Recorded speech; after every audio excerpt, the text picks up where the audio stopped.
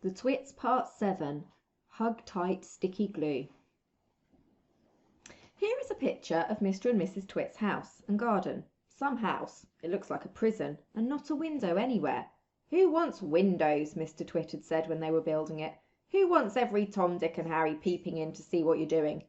It didn't occur to Mr. Twit that windows were meant mainly for looking out of, not for looking into. And what do you think of that ghastly garden? Mrs. Twit was the gardener. She was very good at growing thistles and stinging nettles. I always grow plenty of spiky thistles and plenty of stinging nettles, she used to say. They keep out nasty, nosy little children.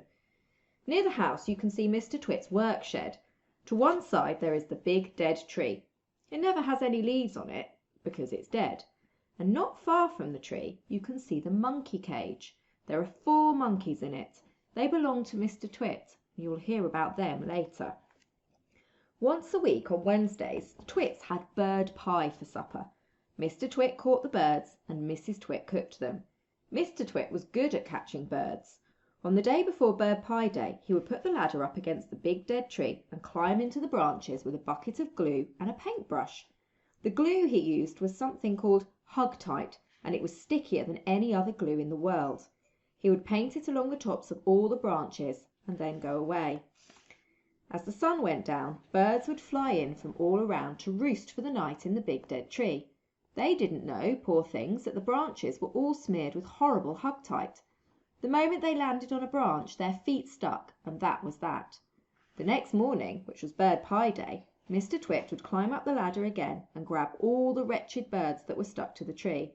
It didn't matter what kind they were. Song thrushes, blackbirds, sparrows, crows, little Jenny wrens, robins, anything. They all went into the pot for Wednesday's bird pie supper.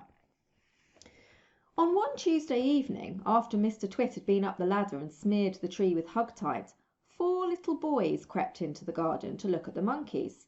They didn't care about the thistles and stinging nettles, not when there were monkeys to look at.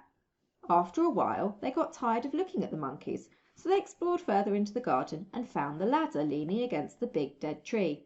They decided to climb up it just for fun. There's nothing wrong with that. The next morning, when Mr. Twit went out to collect the birds, he found 4 miserable little boys sitting in the tree, stuck as tight as could be by the seats of their pants to the branches. There were no birds, because the presence of the boys had scared them away. Mr. Twit was furious.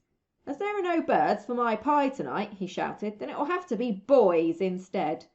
He started to climb the ladder. "Boy pie might be better than bird pie," he went on, grinning horribly. "More meat, and not so many tiny little bones." The boys were terrified. "He's going to boil us," cried one of them. "He'll stew us alive," wailed the second one. "He'll cook us with carrots," cried the third. But the 4th little boy, who had more sense than the others, whispered, "Listen, I've just had an idea. We are only stuck by the seats of our pants. So quick, unbutton your pants and slip out of them and fall to the ground."